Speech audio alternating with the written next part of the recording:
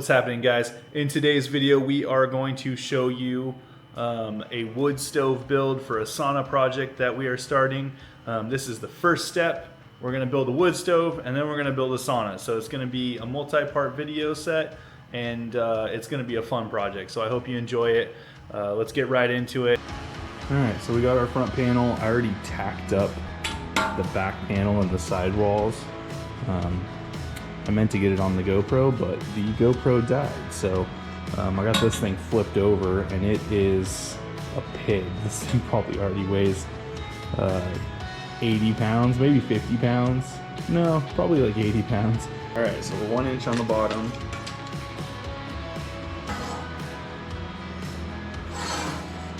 This is the bottom 3 sides of the firebox. That's the front, that's the back. And we're gonna go ahead and tack that up. We're gonna see if this fits. So that's the front, that's the back. Hopefully it fits in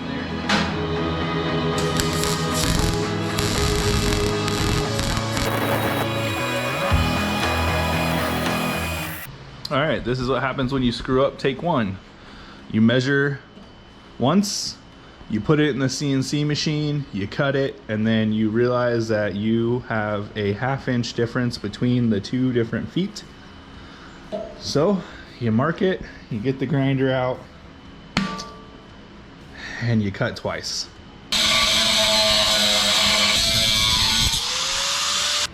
Change the disc out.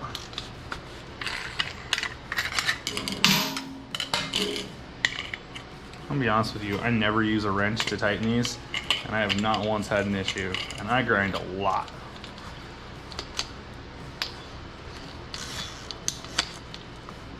Like a lot. All right. So, ouch. 3 of these down.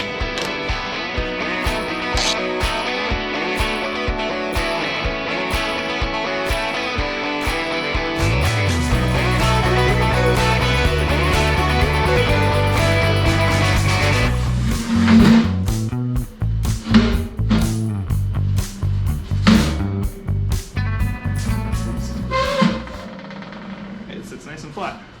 You see that it sits flat here, but that one's a 1/2 inch shorter than that one. And it just is what it is. It's not gonna hurt anything. I'm gonna do a cage that goes around for the rocks. And then we're gonna start on our door. We're gonna have this nice big door, but on the bottom of the door we'll do some sort of vents so it can pull airflow through. And then I think I didn't put like a tray in here because I either have to pull the tray out and dump the tray, or I just, you know. I'm just gonna go ahead and shoot it in time lapse so that you don't have to watch me do all this.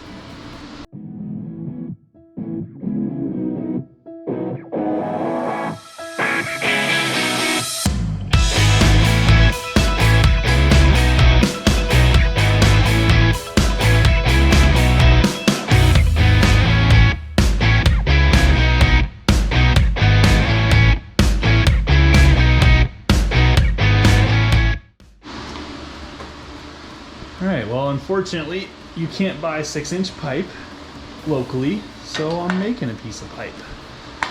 We have completely welded up the box. This is all 1/4 inch steel. This one's not attached yet, but that one is attached, and we put the expanded metal on that side. So this is where all the rocks will go. I just made this. This is a piece of 14 gauge because it's the thickest I could roll on my roller. But it will go inside this little hole for the exhaust.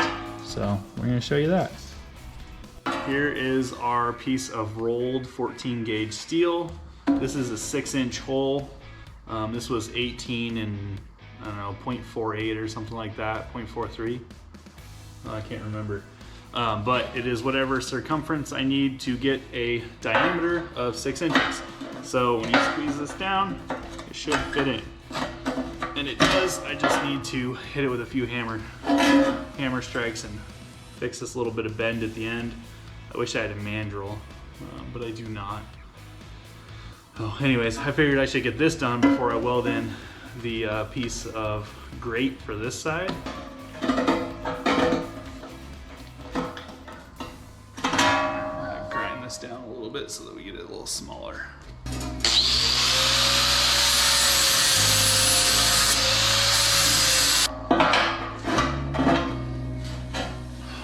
we go. Got a piece of pipe in there. All right, let's see if we can get in here to weld. I screwed up by putting this on and don't have the space, but I can see through it, so let's weld this way.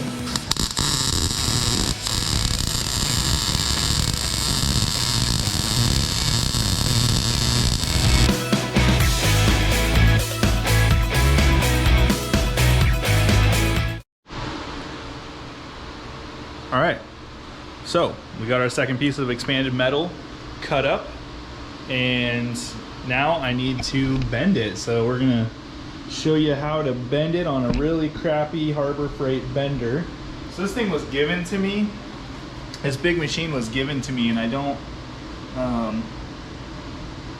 haven't had a lot of luck with it. It just kind of doesn't bend thick enough metal for me to use, so I'll probably end up getting rid of it.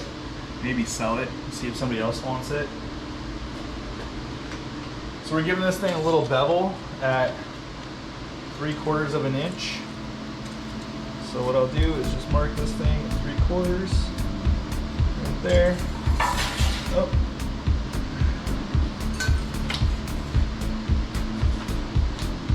This side 3/4, there.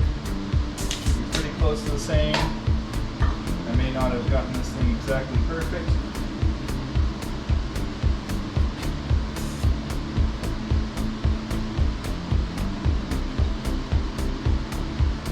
Alright. See, I can't get it back out of the bend once I get it in the bend, because for some reason it like gets caught. I feel like this.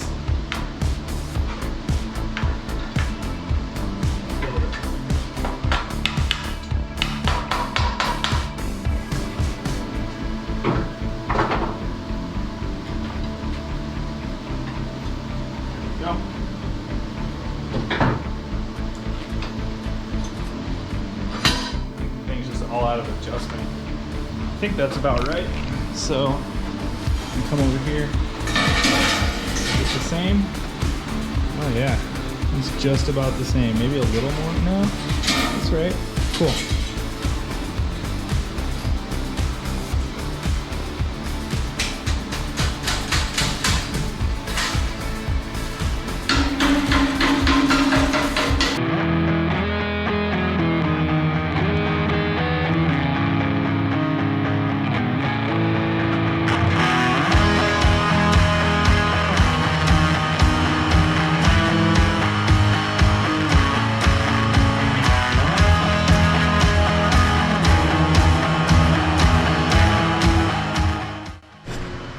Alright, well, it's hard to see because it's metal on metal, but we got our 4 pieces for the outside. Those will turn this way and create our door. This is the front of our door, and this is our little vent space, and we'll do another piece to allow a vent. And then over here we got our 4 pieces that will go on the inside here to create a, you know, a door opening, something that we can seal, right? So that'll go over the top of it. These will go on the inside. So we'll show you that.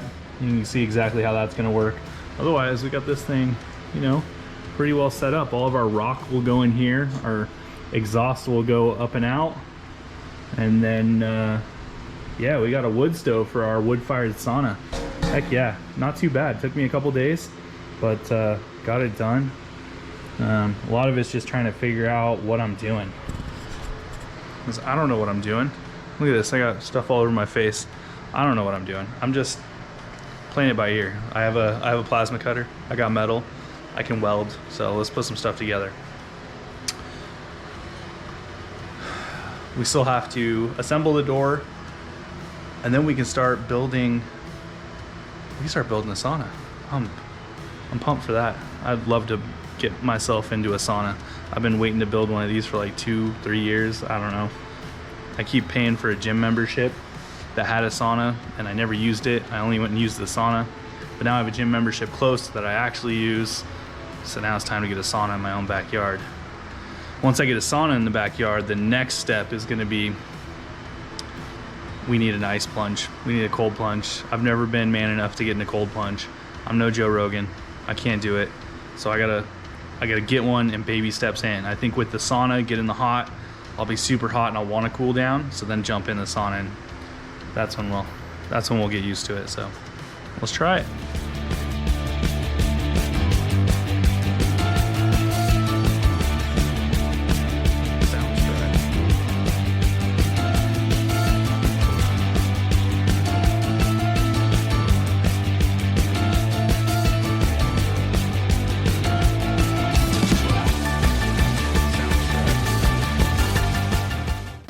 Tack these little hinges on so that the door will function. I just bought these at the local welding or metal shop, and they work really well. They got a little brass bushing in there, so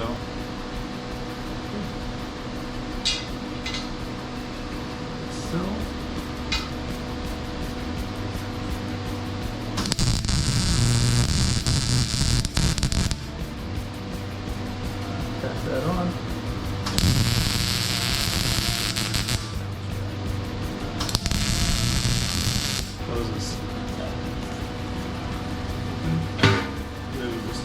All right, well, we're pretty close to done with the wood stove. When I welded the door on, it does touch a little bit at the top, but it is pretty dang close. The next thing I'm gonna do is I cut a little square of stainless steel mesh, and I'm gonna put that right here so that when we put the vent on, which I also cut out, this guy, and put this little vent cover on, right? And that'll turn and allow air in, that sparks won't come out when it's open. So that's the next thing, and then I'm gonna clean up all the spatter on it with a wire wheel, and we're gonna paint it. I'm gonna paint the outside black just so that it doesn't get all weird and rusty. Now we're gonna use a little high heat paint, and we're just gonna put a coat over it so that it has a protection layer.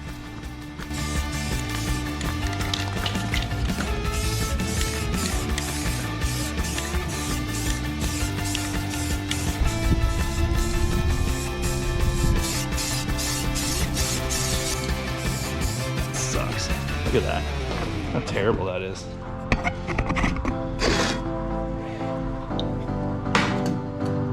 Ugh. We got a wood stove. Fully functioning. Well, not yet. It's almost fully functioning. We need a handle, so I'm gonna get one of those pre-made wood stove handles, and I'm gonna weld it to a piece that sits inside, and then it'll turn on the inside and it'll catch the inside edge, and that'll hold it tight. We also need the gasket kit to put on the inside of the door. So, but other than that, we'll get some hot rocks. Hot rocks will go inside here, and we've got ourselves a wood stove. So awesome. Check out the next video. We're gonna start building the framing of the sauna. So we're gonna put the floor in, put all the stuff in. I'm gonna do this again because there's a siren coming, so